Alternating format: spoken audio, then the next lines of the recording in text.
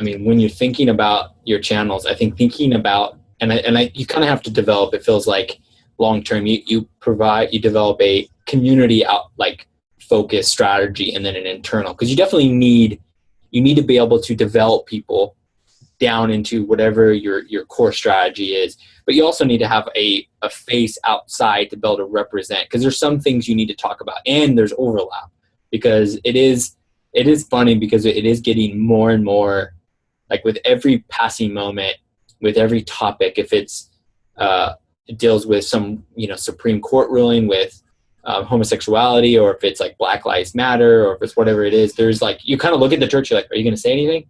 And I'm always curious with how that gets interpreted towards people in all demographics, because there is this stance that you don't say anything, but it's like, well, I have an opinion on that and I want to engage. And and that's why I was curious about, as you're planting this church and just being where you are, because there is a little bit, when you're at a church, you do represent that church. Sure.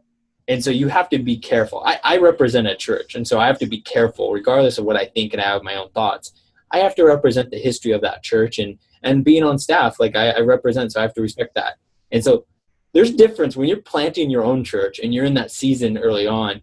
It really forms out of the identity of you. So that's why was really curious as I watch you. I'm watching every piece of that, and even when you've engaged, I've like texted you. I said, "Oh my God, I can't believe you said that," or you engage that. And it's just funny, because I think I'm curious how church plants will go now on, because we're so connected from different things. And we know, like, I know, northern Iraq is having this, there's this invading going on in Mosul, this city. yeah, right. Yeah. And so, like, we know about things so real time. It's crazy.